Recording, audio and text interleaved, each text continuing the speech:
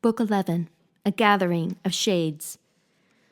We bore down on the ship at the sea's edge, and launched her on the salt immortal sea, stepping our mast and spar in the black ship, embarked the ram and ewe, and went aboard in tears, with bitter and sore dread upon us. But now a breeze came up for us astern, a canvas-bellying land breeze, hail shipmate sent by the singing nymph with sun-bright hair.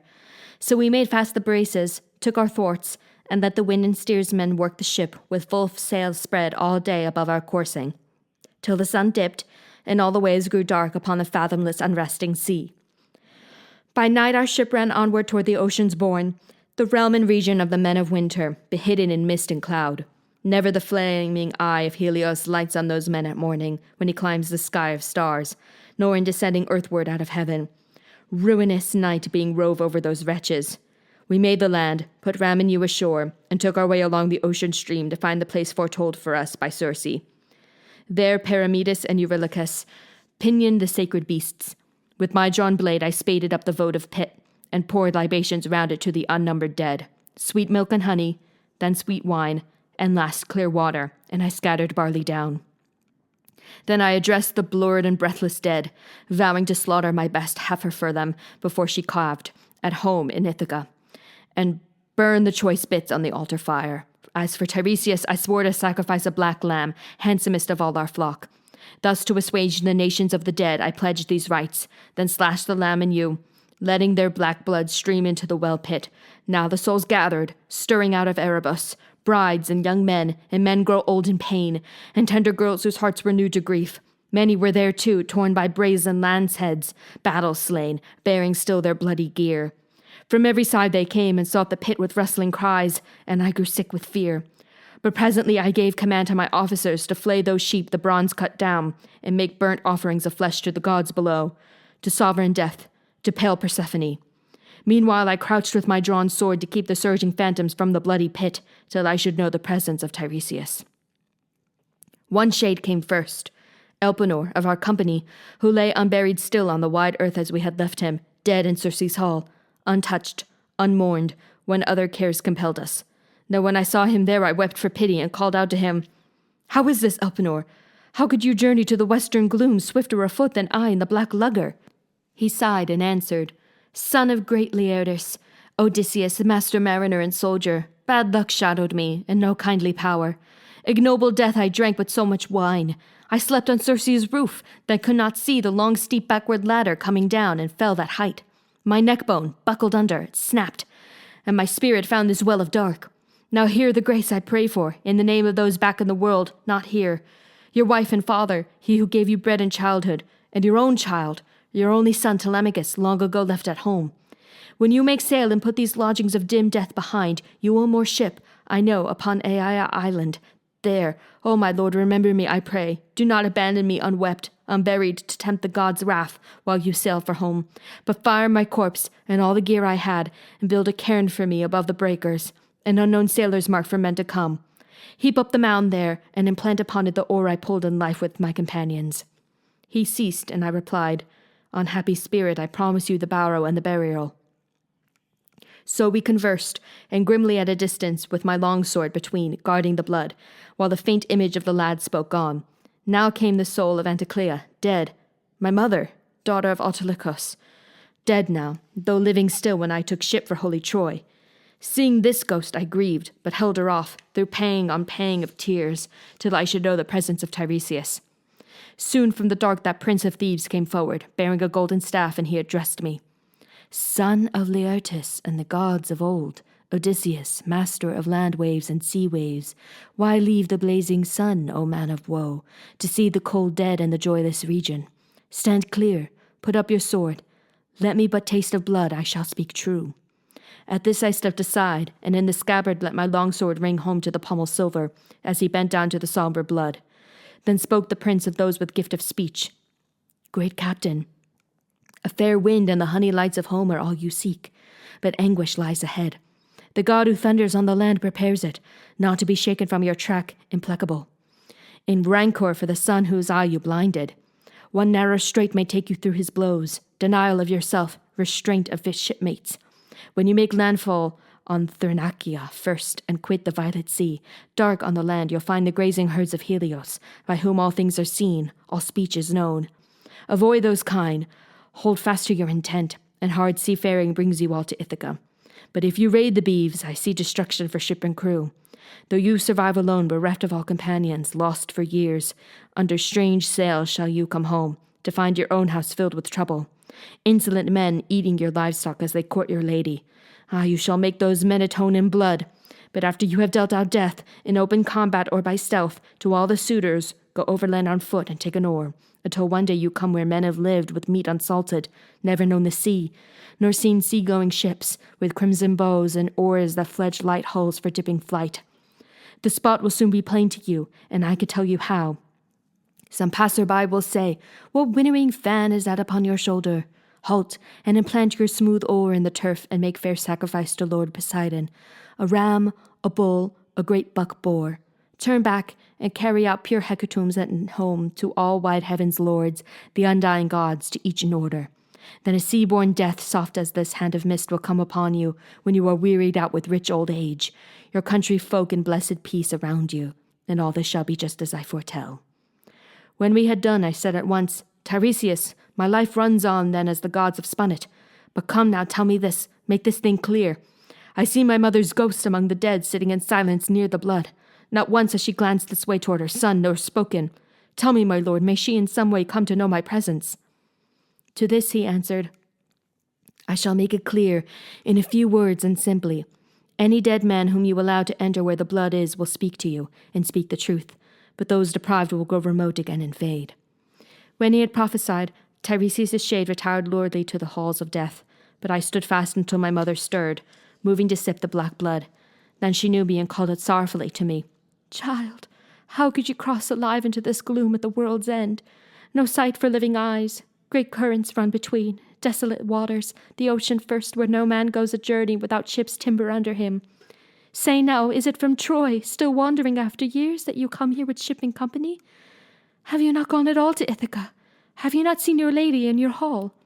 She put these questions, and I answered her, "Mother, I came here, driven to the land of death and want a prophecy from Tiresias' shade. Nor have I yet coasted Achaea's hills, nor touched my own land, but have had hard roving since first I joined Lord Agamemnon's host by sea for Ilion, the wild horse country, to fight the men of Troy. But come now, tell me this, and tell me clearly, what was the bane that pinned you down in death? Some ravaging long illness, or mild arrows a-flying down one day from Artemis? Tell me of father, tell me of the son I left behind me. Have they still my place, my honors, or have other men assumed them? Do they not say that I shall come no more? And tell me of my wife, how runs her thought, still with her child, still keeping our domains, or bride again to the best of the Achaeans?" To this my noble mother quickly answered, "Still with her child indeed she is, poor heart, still in your palace hall. Forlorn her nights and days go by, her life used up in weeping. But no man takes your honoured place. Telemachus has care of all your garden plots and fields, and holds the public honour of a magistrate, feasting and being feasted. But your father is country-bound and comes to town no more. He owns no bedding, rugs, or fleecy mantles, but lies down winter nights among the slaves, rolled in old cloaks for cover near the embers. Or when the heat comes at the end of summer, the fallen leaves all round his vineyard plot heaped into windrows make his lowly bed. He lies now even so with aching heart, and longs for your return, while age comes on him. So I too pined away, so doom befell me. Not that the keen-eyed huntress with her shafts had marked me down and shot to kill me. Not that illness overtook me. No true illness wasting the body to undo the spirit. Only my loneliness for you, Odysseus. For your kind heart and counsel, gentle Odysseus, took my own life away." I bit my lip, rising perplexed with longing to embrace her, and tried 3 times, putting my arms around her, but she went sifting through my hands, impalpable as shadows are, and wavering like a dream. Now this embittered all the pain I bore, and I cried in the darkness, "Oh, my mother, will you not stay, be still, here in my arms? May we not, in this place of death as well, hold one another, touch with love, and taste salt tears' relief, the twinge of welling tears? Or is this all hallucination, sent against me by the iron Queen Persephone, to make me groan again?"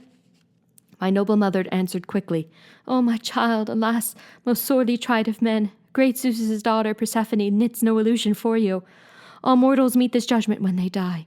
No flesh and bone are here, none bound by sinew, since the bright-hearted pyre consumed them down. The white bones long exanimate to ash, dreamlike the soul flies, insubstantial. You must crave sunlight soon.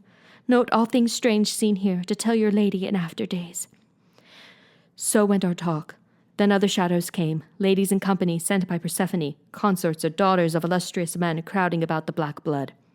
I took thought how best to separate and question them, and saw no help for it, but drew once more the long bright edge of broadsword from my hip, that none should sip the blood in company but one by one in order, so it fell that each declared her lineage and name. Here was great loveliness of ghosts. I saw before them all that princess of great ladies, Tyro, Salmoneus' daughter, as she told me, and Queen Decrethius, a son of Aeolus.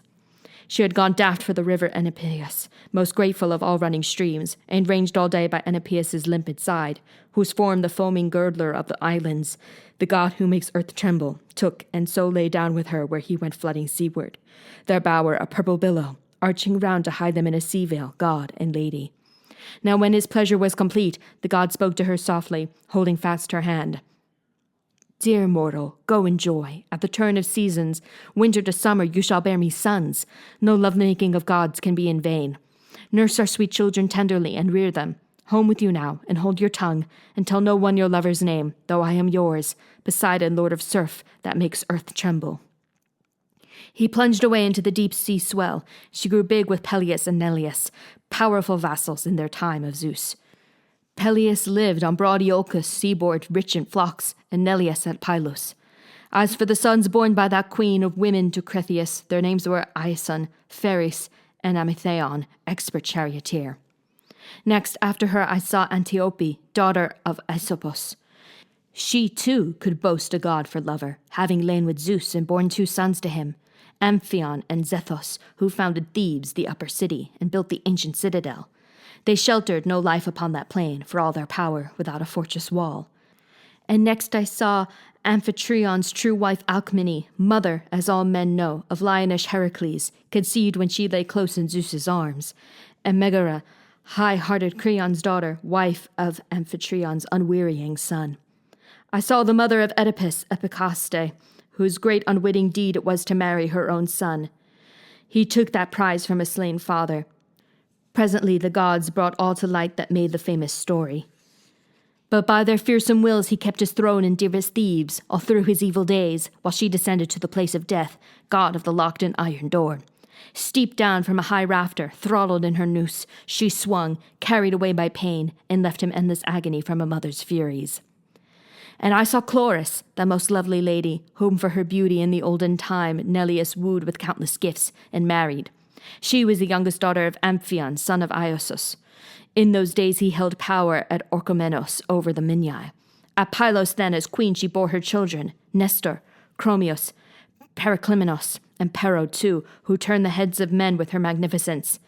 A host of princes from nearby lands came courting her, but Neleus would hear of no one, not unless the suitor could drive the steers of great Iphiclos from Phylace.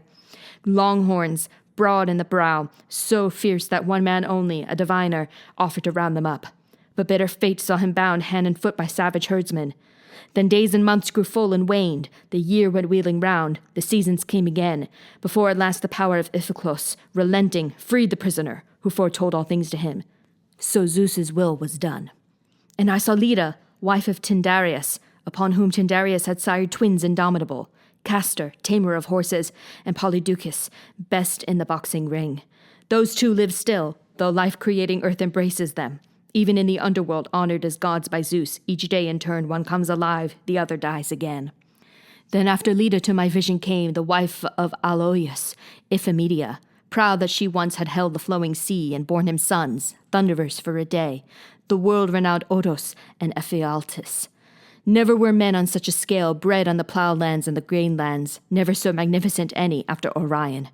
At 9 years old they towered 9 fathoms tall, 9 cubits in the shoulders, and they promised furor upon Olympus, heaven broken by battle cries, the day they met the gods in arms. With Osa's mountain peak they meant to crown Olympus, and over Osa Pelion's forest pile for footholds up the sky. As giants grown they might have done it, but the bright son of Zeus by Leto of the smooth braid shot them down, while they were boys unbearded, no dark curls clustered yet from temples to the chin. Then I saw Phaedra, Procris, and Ariadne, daughter of Minos, the grim king. Theseus took her aboard with him from Crete for the terraced land of ancient Athens, but he had no joy of her. Artemis killed her on the Isle of Dia at a word from Dionysus. Maera, then, and Clymene, and that detested queen, Eriphyle, who betrayed her lord for gold. But how name all the women I beheld there, daughters and wives and kings? The starry night wanes long before I close. Here, or aboard ship, amid the crew, the hour for sleep is come. Our sailing is the gods' affair, and yours. Then he fell silent. Down the shadowy hall the enchanted banqueters were still. Only the queen with ivory pale arms already spoke, saying to all the silent men, Phaeacians, how does he stand now in your eyes, this captain, the look and bulk of him, the inward poise? He is my guest, but each one shares that honor. Be in no haste to send him on his way or scant your bounty in his need. Remember how rich by heaven's will your possessions are. Then Echeneus, the old soldier, eldest of the Phaeacians, added his word. Friends, here was nothing but our own thoughts spoken. The mark hits square.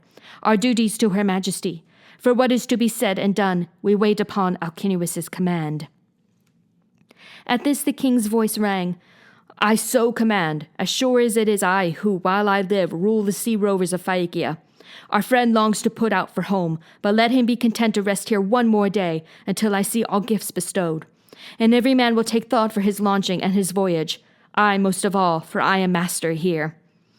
Odysseus, the great tactician, answered, Alcinous, king in admiration of men, even a year's delay, if you should urge it, in loading gifts and furnishing for sea.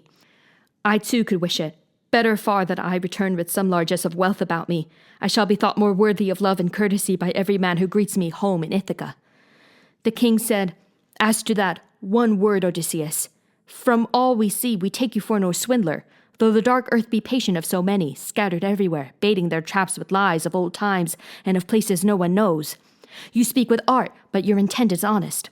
The Argive troubles, and your own troubles, you told as a poet would, a man who knows the world. But now come tell me this. Among the dead did you meet any of your peers, companions who sailed with you and met their doom at Troy? Here's a long night, an endless night before us, and no time yet for sleep, not in this hall. Recall the past deeds and the strange adventures. I could stay up until the sacred dawn as long as you might wish to tell your story. Odysseus, the great tactician, answered, Alcinous, king in admiration of men, there is a time for storytelling. There is also a time for sleep. But even so, if indeed listening be still your pleasure, I must not grudge my part. Other and sadder tales there are to tell of my companions, of some who came through all the Trojan spears, clangor and groan of war, only to find a brutal death at home, and a bad wife behind it. After Persephone, icy and pale, dispersed the shades of women, the soul of Agamemnon, son of Atreus, came before me, somber in the gloom, and others gathered round, all who were with him when death and doom struck in Agasthos' hall. Sipping the black blood, the tall shade perceived me, and cried out sharply, breaking into tears, then tried to stretch his hands towards me, but could not, being bereft of all the reach and power. He once felt in the great torque of his arms. Gazing at him and stirred, I wept for pity, and spoke across to him. O son of Atreus, illustrious Lord Marshal Agamemnon, what was the doom that brought you low in death? Were you at sea, aboard ship, and Poseidon blew up a wicked squall to send you under? Or were you cattle raiding on the mainland, or in a fight with some strong point, or women, when the foe hit you to your mortal hurt? But he replied at once, Son of Laertus, Odysseus, master of landways and seaways, neither did I go down with some good ship in any gale Poseidon blew, nor die upon the mainland hurt by foes in battle. It was Agasthos who designed my death, he and my heartless wife, and killed me after feeding me like an ox felled at the trough.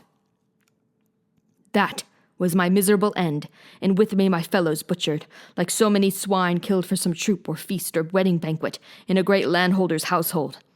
In your day you have seen men and hundreds die in war, in the bloody press, or downed in single combat. But these were murders you would catch your breath at. Think of us fallen, all our throats cut, wine bowl brimming, tables laden on every side, while blood ran smoking over the whole floor. In my extremity I heard Cassandra, Priam's daughter, piteously crying as the treacherous Clytemnestra made to kill her along with me. I heaved up from the ground and got my hands around the blade, but she eluded me, that whore. Nor would she close my two eyes as my soul swam to the underworld, or shut my lips. There is no being more fell, more bestial than a wife in such an action. And what an action that one planned. The murder of her husband and her lord. Great God, I thought my children and my slaves at least would give me welcome. But that woman, plotting a thing so low, defiled herself and all her sex. all women yet to come, even those few who may be virtuous." He paused then, and I answered, "Foul and dreadful. That was the way that Zeus, who views the wide world, vented his hatred on the sons of Atreus. Intrigues of women, even from the start. Myriads died by Helen's fault, and Clytemnestra plotted against you half the world away." And he at once said, "Let it be a warning even to you. Indulge a woman never, and never tell her all you know. Some things a man may tell, some he should cover up. Not that I see a risk for you, Odysseus, of death at your wife's hands. She is too wise, too clear-eyed, sees alternatives too well, Penelope, Icarios' daughter. That young bride whom we left behind, think of it, when we sailed off to war. The baby boy still cradled at her breast. Now he must be a grown man, and a lucky one. By heaven you'll see him yet, and he'll embrace his father with old-fashioned respect and rightly. My own lady never let me glut my eyes on my own son, but bled me to death first. One thing I will advise on second thought, stow it away and ponder it. Land your ship in secret on your island. Give no warning. The day of faithful wives is gone forever. But tell me, have you any word at all about my son's life? Gone to Orchomenos or sandy Pylos can he be?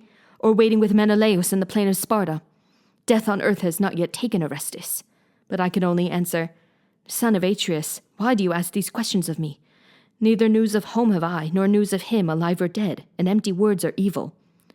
So we exchanged our speech in bitterness, weighed down by grief, and tears welled in our eyes, when there appeared the spirit of Achilles, son of Peleus, then Patroclus' shade, and then Antilochus, and then Aias, first among all the Danaans in strength and bodily beauty, next to Prince Achilles.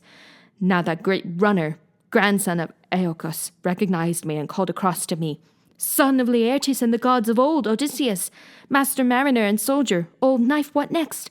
What greater feat remains for you to put your mind on after this? How did you find your way down to the dark where these dim-witted dead are camped forever, the after-images of used-up men?" I answered, "Achilles, Peleus' son, strongest of old among the Achaeans, I had need of foresight such as Tiresias alone could give to help me, homeward bound for the crags of Ithaca. I have not yet coasted Achaea, not yet touched my land. My life is all adversity. But was there ever a man more blessed by fortune than you, Achilles? Can there ever be? We ranked you with immortals in your lifetime, we Argives did, and here your power is royal among the dead men's shades. Think then, Achilles, you need not be so pained by death." To this he answered swiftly, "Let me hear no smooth talk of death from you, Odysseus, light of counsels. Better, I say, to break sod as a farmhand for some poor countryman on iron rations than lord it over all the exhausted dead. Tell me, what news of the prince, my son? Did he come after me to make a name in battle, or could it be he did not? Do you know if rank and honor still belong to Peleus in the towns of Myrmidons? Or now maybe Hellas and Phthia spurn him, seeing old age fetters him hand and foot? I cannot help him under the sun's rays. Cannot be that man I was on Troy's wide seaboard, in those days when I made bastion for the Argives, and put an army's best men in the dust. Were I but whole again, could I go now to my father's house? 1 hour would do to make my passion, and my hands no man could hold hateful to any who shoulder him aside." Now when he paused, I answered, "Of all that, of Peleus' life, that is, I know nothing, but happily I could tell you the whole story of Neoptolemus as you require.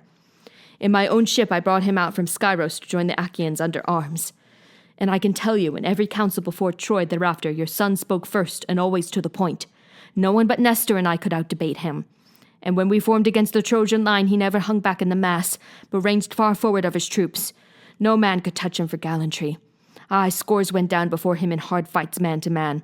I shall not tell all about each or name them all, the long roster of enemies he put out of action, taking the shock of charges on the Argives. But what a champion his lance ran through in Eurypylus, the son of Telephos.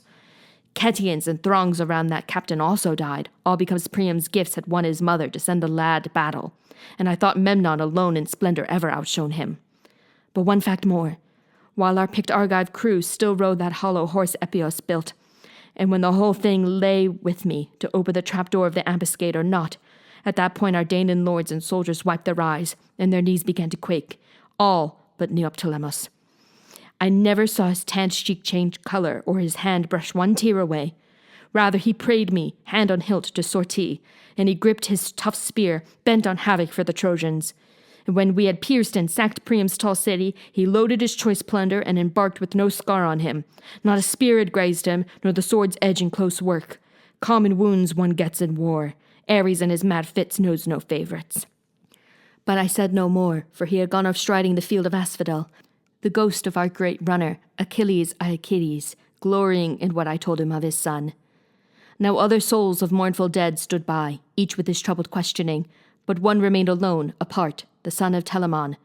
Aias, it was, the great shade burning still because I had won favour on the beachhead in rivalry over Achilles' arms. The lady Thetis, mother of Achilles, laid out for us the dead man's battle gear, and Trojan children with Athena named the Danaan fittest to own them. Would God I had not borne the pawn that day, for earth took Aias then to hold forever, the handsomest, and in all feats of war noblest of the Danaans after Achilles. Gently therefore I called across to him, Aias, dear son of royal Telamon, you would not then forget even in death your fury with me over those accursed calamitous arms. And so they were, a bane sent by the gods upon the Argive host. For when you died by your own hand, we lost a tower, formidable in war. All we Achaeans mourn you forever, as we do Achilles, and no one bears the blame but Zeus. He fixed that doom for you because he frowned on the whole expedition of our spearmen. My lord, come nearer, listen to our story, conquer your indignation and your pride. But he gave no reply, and turned away, following other ghosts toward Erebos. Who knows if in that darkness he might still have spoken, and I answered. But my heart longed after this to see the dead elsewhere. And now there came before my eyes Minos, the son of Zeus, enthroned, holding a golden staff, dealing out justice among ghostly pleaders, arrayed about the broad doorways of death. And then I glimpsed Orion, the huge hunter, gripping his club, studded with bronze, unbreakable, with wild beasts he had overpowered in life, on lonely mountain sides, now brought to bay on fields of asphodel. And then I saw Tityos, the son of Gaia, lying abandoned over 9 square rods of plain. Vultures hunched above him left and right, rifling his belly, stabbed into the liver, and he could never push them off. This hulk had once committed rape of Zeus's mistress Leto in her glory, when she crossed the open grass of Panopeus toward Pytho. Then I saw Tantalus put to the torture. In a cool pond he stood, lapped round by water clear to the chin, and being athirst he burned to slake his dry weasand with drink, though drink he would not ever again. For when the old man put his lips down to the sheet of water, it vanished round his feet, gulped underground, and black mud baked there in a wind from hell. Boughs, too, drooped low above him, big with fruit, pear trees, pomegranates, brilliant apples, luscious figs, and olives ripe and dark. But if he stretched his hand for one, the wind under the dark sky tossed the bough beyond him. Then Sisyphus in torment I beheld, being roused about to a tremendous boulder. Leaning with both arms braced and legs driving, he heaved it toward a height, and almost over, but then a power spun him round and sent the cruel boulder bounding again to the plain, whereon the man bent down again to toil, dripping sweat, and the dust rose overhead. Next I saw manifest the power of Heracles, a phantom this, for he himself has gone feasting amid the gods, reclining soft with Hebe of the ravishing pale ankles, daughter of Zeus and Hera, shod in gold. But in my vision all the dead around him cried like affrighted birds. Like night itself he loomed with naked bow and nocked arrow, and glances terrible as continual archery. My hackles rose at the gold sword belt he wore sweeping across him, gorgeous intaglio of savage bears, boars, lions with wildfire eyes, sword fights, battle, slaughter, and sudden death. The smith who had that belt in him, I hope he never made, and never will make another. The eyes of the vast figure rested on me, and of a sudden he said in kindly tones, Son of Laertes and the gods of old, Odysseus, master mariner and soldier, under a cloud, you too? Destined to grinding labors like my own in the sunny world? Son of Cronian Zeus or not, how many days I sweated out, being bound in servitude to a man far worse than I, a rough master. He made me hunt this place one time to get the watchdog of the dead. No more perilous task he thought could be, but I brought back that beast up from the underworld. Hermes and grey-eyed Athena showed the way. And Heracles down the vistas of the dead faded from sight, but I stood fast, awaiting other great souls who perished in times past. I should have met then god-begotten Theseus and Perithous, whom both I longed to see. But first came shades in thousands, rustling in a pandemonium of whispers blown together, and the horror took me that Persephone had brought from darker hell some saurian death's head. I whirled then, made for the ship, shouted to crewmen to get aboard and cast off the stern hawsers, an order soon obeyed. They took their thwarts, and the ship went leaping toward the stream of ocean, first under oars, then with a following wind.